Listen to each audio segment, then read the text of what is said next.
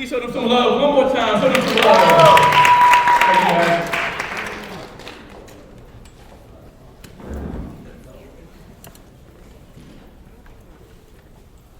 Hey, hello everyone. Hello. Hi everyone.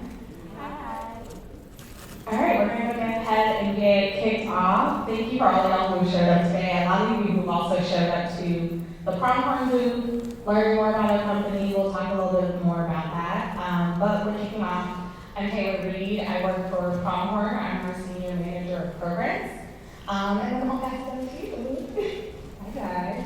My name is Lulu. I now going on 2 years with Pronghorn. I work in the marketing sector, so I'm the marketing coordinator for Pronghorn. The great thing about the startup is that even though you work in one department, I think it's safe to say that you really work cross-functionally across all functions of the business. So I got the amazing opportunity to work really closely with Taylor on some of our programs that we have on the Bridgeco side, which we'll get a little bit more into since we're talking about career opportunities and pivoting. But I also get to work across the business development side, our sales side. I work closely with our brand founders that we invest in.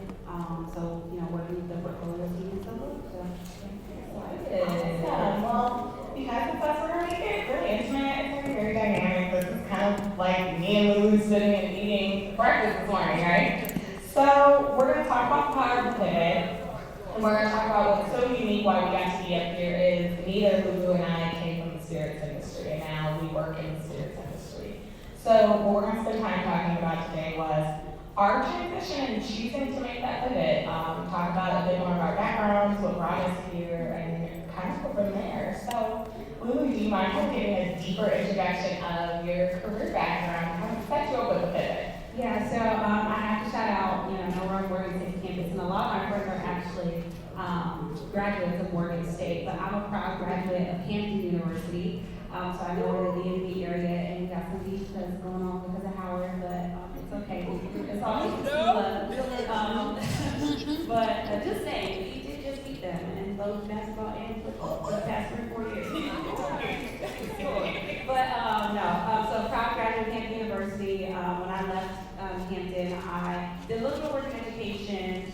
Then I worked for Aldi, but really majority of my career, when I look at my journey, was spent at Twitter. So I was working at Twitter for about 2.5 years, up until that nightmare of the acquisition with Elon Musk. When all of that happened, I wasn't laid off, but I was one of the people that checked the box because I just realized I feel like I already was looking for something new to do in my career, and I was just looking at new opportunities internally. But when Elon came over and the acquisition happened, it was very clear that maybe this is it, essentially the culture that I agreed that I signed up for when I was looking for a job. So that's why it's very important to make great financial decisions, because that was also a time where in tech, there were multiple layoffs happening. So you couldn't really turn to Google, you couldn't turn to Microsoft, you couldn't turn to MailChimp because everyone was going through layoffs. Everyone was going through the same exact situations at the time. So I was on the market for about 6 months, and then I had a friend who worked for Lobos. Any tequila drinkers out here? Okay. I know like Lobos was like taking over like down south and up north. I didn't know what was going on around here, but I had a really good girlfriend at the time who was working for Lobos. She was a senior marketing manager, and she was like, "Oh, you should apply. Like, there's a role in Miami for a brand ambassador." I went through the interview process, and the recruiter at the time, her name is Marilyn. She was so amazing because after I interviewed, she was like, "You're awesome, you're great, but this is not the role for you." At the time, 6 months on the market in this economy, oh, baby, this role is for me because I need a job. Like, right now, what do you mean? Like, I'm okay. I won't make it for me. I need a paycheck. I need something. I was having too much fun being unemployed. But she saw something in me and was like, "Hey, I work for this company whose goal essentially is finding people with transferable skills in the spirits industry. Have you ever thought about this?" And I was like, "No, but I'll think about it now."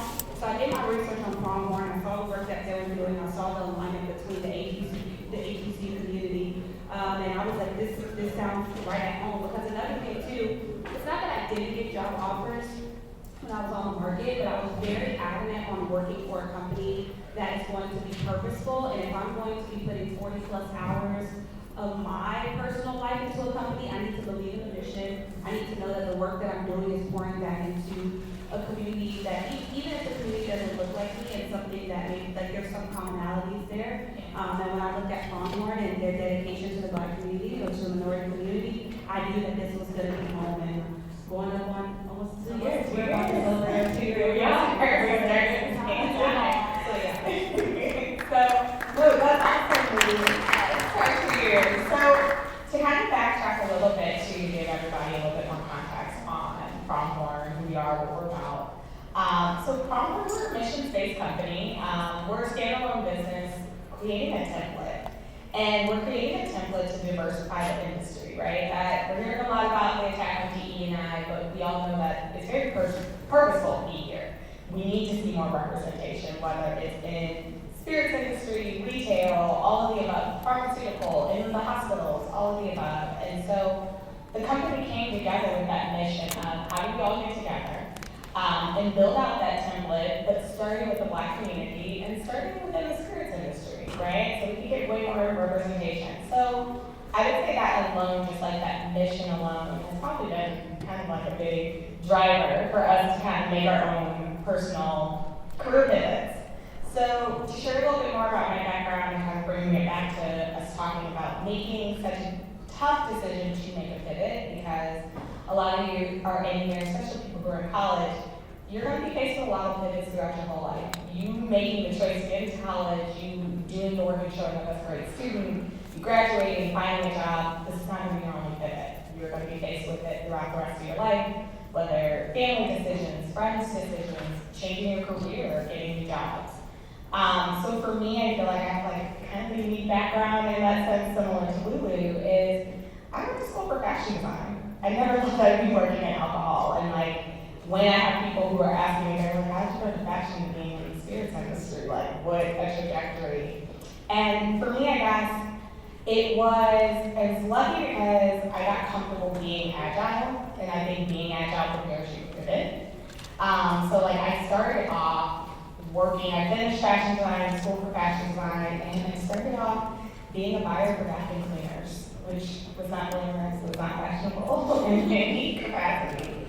But it gave me exposure, and I got to understand just basic business acumen. And by doing that, it opened up channels for me to shift then. Then I went to go work for another company. I worked for Payless Shoes before they went under, and got to work in buying kids' shoes, and I learned about textiles and duty and tariffs now that's been talking about. And then from there, I made another pivot. I decided to go into food. And so then I went to 7-Eleven, and I got to do product development. And I will always use the example, if you go into 7-Eleven and find a raspberry honey bun, I was the person who created that. So I'm excited about that work. But then shifted again and got into a tech startup. And I say all of this to just kind of set up of like, there are a lot of moments in my career where I had to make the choice. It's like, you work for a company, you get a big name like Twitter under your belt. You're kind of like, how can I be She that? has go puff under her belt. She doesn't want to say it. I was waiting for her to say it. She has go puff under her belt. But like, how do you do that? And like, but like walking away from these big titles, you have to consider these things. And so yeah, I then went on to GoPuff, and that set me up to get to Pronghorn, because by then in my career, I got to do a lot of things that was customer facing, but I was ready to do something that had an impact and got to work with people who looked like me, who represented me, and got to really be a voice in the room. And so I had an opportunity with GoPuff, which brought me to Morgan State a couple of years ago, and which was really fun. And then I got to do that with GoPuff. But I realized, like, wow, how do we let more young people know what other roles are out there, more opportunities that are out there? How do we do that? And it worked out where I had a connection from Pronghorn who reached out to me and sought me out. And they said, hey, you can build out programs and do the same thing, but we're focused on the Black community. And that was such an easy thing to make that pivot. That was really an easy choice because I believe in the mission. So you talked about all of your pivots. Talk about the importance of being open in your career, because I know we have some individuals right now who are probably going into graduating their senior year. I know when I was at Hampton, we saw the same traditional companies who are amazing, by the way, and I know I benefited from them being on campus, like the Accentures of the world, the Deloittes of the world. But you don't really see the spirits industry, right? So you don't know to go out and look for jobs in the spirits industry. And that's why conferences like this is so amazing, because you get to connect with those companies that you probably would not have thought about, seeked out for opportunities, right? But talk a little bit about being open in your career and how important that was to you, because now you're senior. Working on programs that are directly affecting, our community. I mean, we have 2 people here today who have benefited from the programs that you started, actually, from ground up. So tell us about that. You know what? That's a great cue up. I would say, for me, being open is what kind of created all the avenues. Like, not to be anecdotal, creating that space of, again, like what I said earlier, agility, being flexible when things change. The economy's always changing, the industry's always changing, jobs are always changing, and so by me opening up a space to be comfortable with that, it created opportunities for me where, again, like I said, I purposely brought up that I started in fashion and ended here, because if I would have stayed rigid and I was like, I have to go work for Ralph Lauren or Chanel or do this, I don't think I would have found myself in a place like this, but I guarantee you, I would probably still be senior in my career, but I wouldn't feel fulfillment. I probably wouldn't. And when I opened up my mind to, I would say, staying in alignment with what my personal principles were, that's what helped me. I knew that I always wanted to be in a place that made me feel good, that I felt joy. I know we talked about work-life balance earlier. That wasn't always my drive with it. It really was like, will I be happy here? Will I enjoy the people I work with? And that created that kind of space for me to do that. But like with that, funny enough, like Lulu, you probably have to be very open to adjust and kind of shift in that way. My question for you was, when you made some of your pivots, what did it feel like getting adjusted into a new space, right? It was challenging. I mean, I'd be lying if I didn't say that even till this day, there's a lot of things I'm learning, especially in an industry like spirits. There's so many laws and regulations. I flew here from Denver, Colorado, because we just wrapped up one of the largest conferences for brand founders called WSWA, which stands for Wine, Wholesalers, Spirits of America. I wouldn't know that if you tested me right now. But there's a lot of laws about that, and essentially, like in the beginning, you look at it and you get overwhelmed, but then you realize that this opportunity can be life-changing for the brands that we invest in. And just so you guys understand, majority of our brand founders that we have in our portfolio of 25 plus, they look like us. They look like you and me. They can be our mom, dad, grandma, grandpa kind of thing. Like the stories, like we have a brand where their story is the father-son duo, and they wanted to create a vodka for the Caribbean, and they wanted to do something to build generational wealth. I'm a huge daddy's girl. Their story is personal to me. So whenever I'm doing something for Island John, I put myself in their shoes as if, I have a business with my father. So as overwhelming as it is, I still have to look at it, and when I devote my time, I look at like, these brands are mine, even though they're not, because I relate to their stories. Because ultimately, when they win, my community wins. So just leading on understanding that, yeah, this is a tough challenge. Yes, I am coming into this industry probably far behind than most people, but understanding that a team like Pronghorn and programs that Pronghorn has for us, like Spirits Prep, and so many others in our mentorship program, that's what's going to help me work twice as harder, but kind of be in alignment to make sure that, I'm not as far behind. So definitely it was challenging because there's a lot to learn, but in general, like my rule of thumb is that in life you'll always be a student. You're always going to be learning.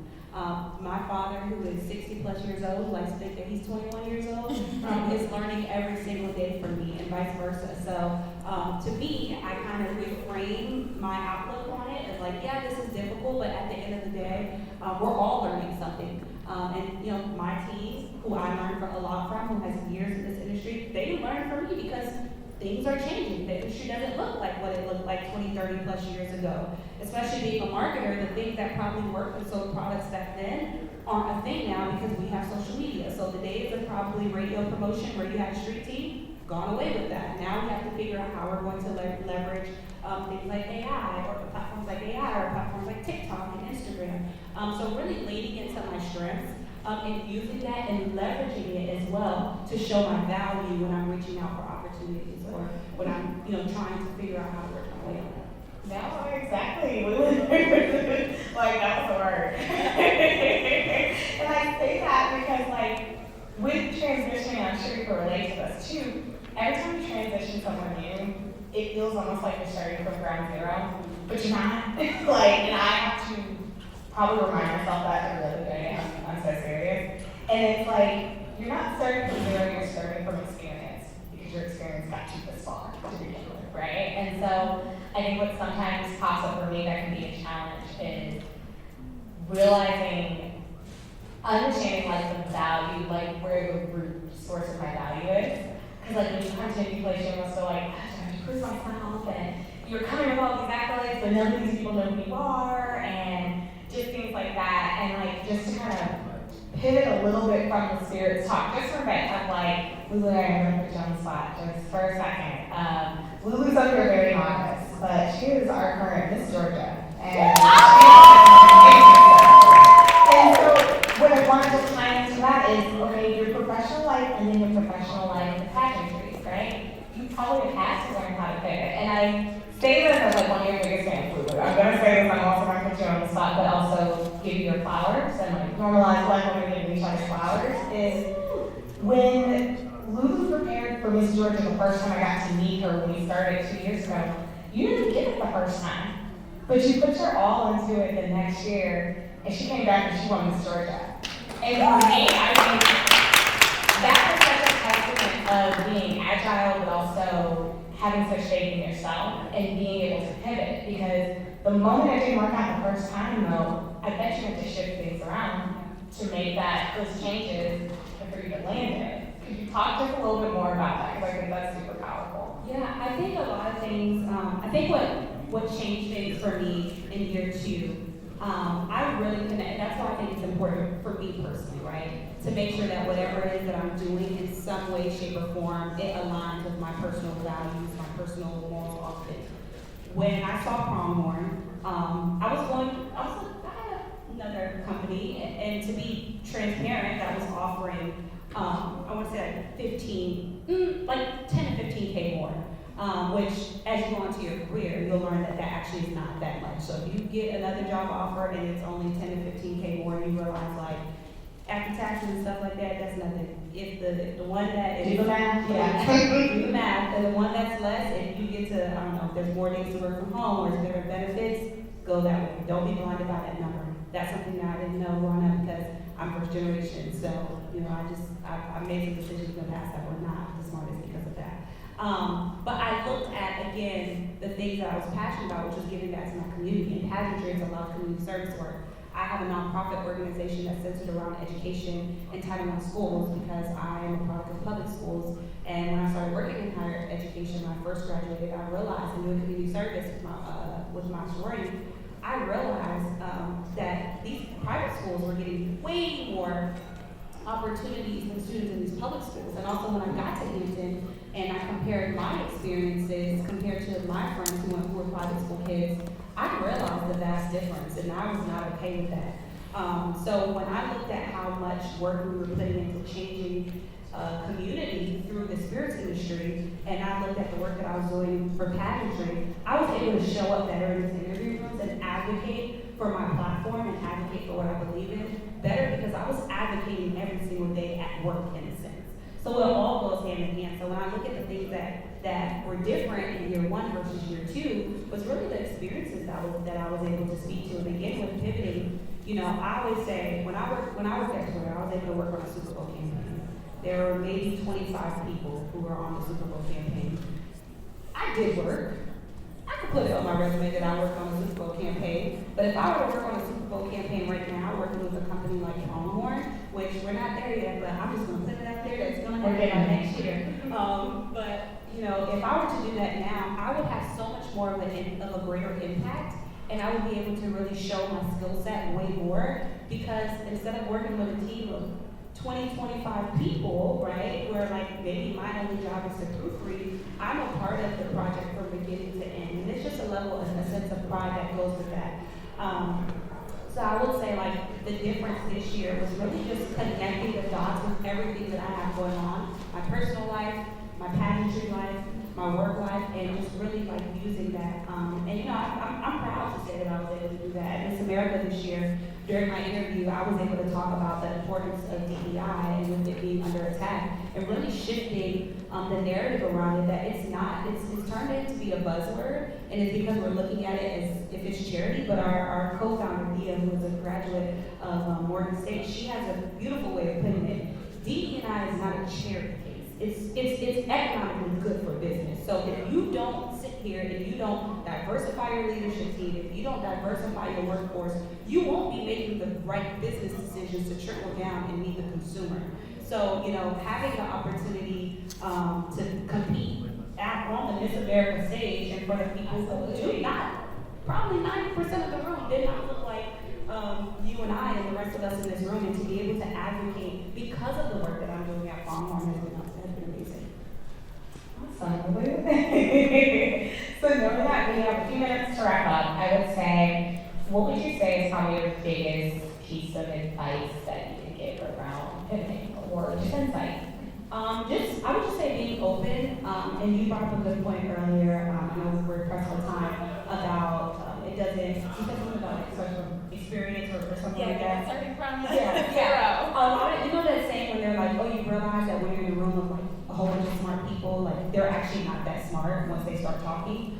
It's the same thing when you're pivoting to another industry. A lot of times it's the exact same skills, that's why we say transferable skills, that you're having, that you can utilize when you pivot in your career. It's just, there may be different terminologies that they use in the room, so it's okay to ask questions, but I think in order to even get to that part, you have to be open to pivoting. You know, I was working in tech, I was working in sales, and I was doing that for almost 5 years, and then when I saw this marketing position open, it was like, well, sales is technically like the distant cousin of marketing, so I'm gonna put myself out there because I need a check, and fell in love with it. And here we are 2 years later having the opportunity to be at HBCU, have a public forum, and to give back and pour to the community. So, yeah.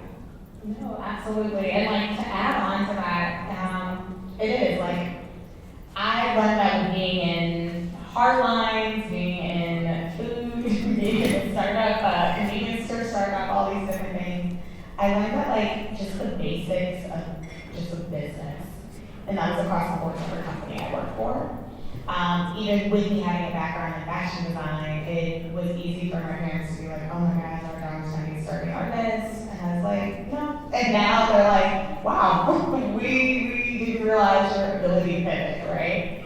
And I just kind of, again, back to the piece of, you're not starting at zero, you're walking into rooms where a lot of stuff is the same. And not in a bad way, but just my biggest hurting piece with that pivot is understanding when you are choosing to make your own pivot, to acknowledge that what you bring to the table alone, you as an individual, is so rich that no one else can give that. No one else has that same insight and foresight, and the thought process is you. So when you make that pivot and make that change, like you said, Lulu, like you'll come into some of these most powerful rooms and you realize the smartest people really aren't in there.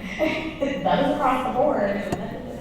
And it's just hot air. But when you understand your value in that the power won't scare you. The power won't face you. You'll realize, oh, but I've already done this. I've pivoted several times in my life.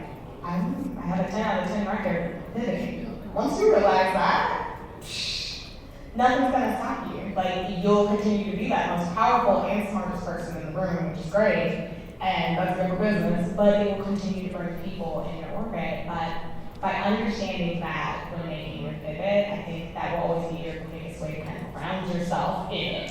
Because it's a little disorienting when you pivot. But I would say that's probably my best thing to give away with that. And so, to wrap us up, happy for a lot of y'all who got to stay and just listen. Feel free, we're here for a bit more with the pitch competition. feel free to come up and ask us questions. I'm happy to see a lot of y'all came to our booth.